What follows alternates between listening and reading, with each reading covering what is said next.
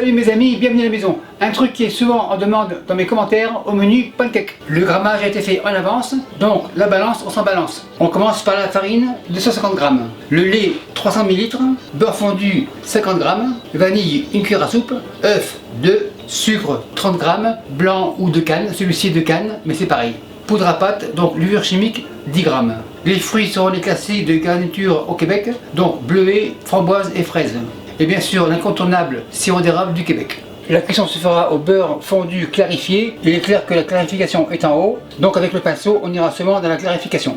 Donc comme je l'ai dit, il y a des éléments secs et liquides. On commence par les secs, la farine ici, le sucre comme ça, levure chimique comme ça, petit plat à la plonge, farine en réserve, le lait il est ici, vanille, beurre fondu non clarifié, vu que le beurre est salé, pas de sel. Les œufs, 2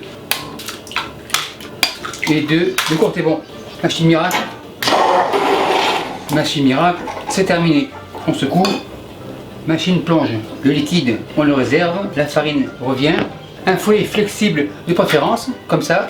On mélange les ingrédients, on fait une fontaine, le liquide au milieu, la mesure à la plonge, et on mélange assez rapidement pour faire une pâte lisse. On rate les bords. La pâte a l'air impeccable, il n'y a pas de grumeaux. On peut la faire reposer environ une demi-heure, car la farine a travaillé, elle a besoin de repos. Donc là pareil, on le fait reposer. Après 25 minutes, ma pâte a reposé, elle est impeccable, style ruban. On secoue, le fouet à la plonge.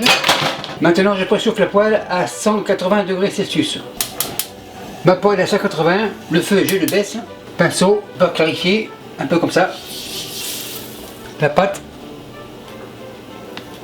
de louche. On attend que la pâte s'étale.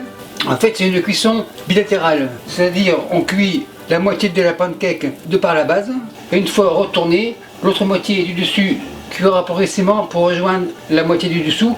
Donc en final les deux côtés seront cuits. On vérifie, super nickel. Les bords commencent à cuire, on vérifie, très bien. On passe par dessous la pancake, on la tourne comme ça. Elle est bien épaisse, super nickel, assez moelleuse. On retourne et on retourne. La première est cuite, on réserve. Pinceau, la pâte. En fait la grosseur, c'est à votre goût.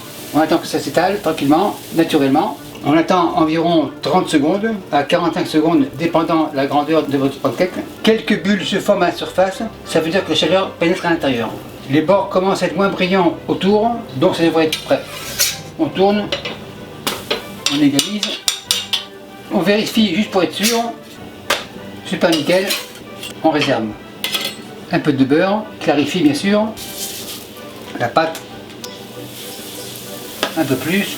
Le restant sera pour après, pour une plus petite. On attend 30 à 40 secondes, les bords commencent à être moins brillants, donc quasiment coagulés.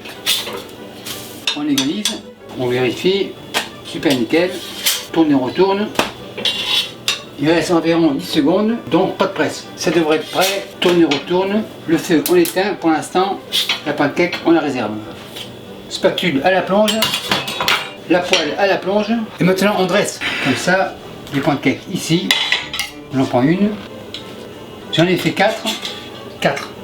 La garniture traditionnelle du Québec, framboise, bleuet. Enfin c'est un truc qui se mange le matin au petit déjeuner ou alors en collation durant la journée. Fraise, couteau rouge bien sûr. On fait une fleur comme ça. On écarte la fleur comme ça. Couteau rouge à la plongée. Et l'incontournable sirop d'érable du Québec, celui-ci est foncé, donc super nickel. Maître Hôtel, c'est prêt pour le 55. Et merci à vous qui me suivez à Trois-Rivières au Québec et partout bye. Salut mes amis, je vous présente mes couteaux. Mes couteaux vous arrivent comme ça à la maison. Chez moi, pas le temps de liser, ils arrivent comme ça. Le caractéristique de mes couteaux, c'est qu'ils ont un manche avec une texture antidérapante, donc idéal pour les mains humides. Ils sont équilibrés, donc des vrais sportifs. Tomate comme ça, petit couteau rouge bien sûr. On teste, super nickel. Couteau au repos, tomate, bol rouge. Après le rouge, on passe au vert. Chou de Bruxelles comme ça, couteau vert bien sûr, et on coupe. Donc avec ce couteau, ce n'est pas la peine d'avoir une mandoline. Carotte arc-en-ciel, le ciel est bleu, couteau bleu. Couteau bleu au repos, carotte arc-en-ciel, bol bleu. gingembre, assez dur à couper, couteau jaune. Gingembre, bol jaune. On passe au blanc, ail comme ça, couteau blanc. L'ail, bol blanc. Donc comme vous le voyez, ces couteaux sont polyvalents, ils sont bons à tout faire, mais après plusieurs semaines, il y aura à rectifier le fil du tranchant. C'est-à-dire le fusil, le couteau à 25 degrés, on fait un va-et-vient, et voilà, le couteau est comme neuf. Et merci à tous ceux qui en ont déjà commandé, et merci à tous les autres.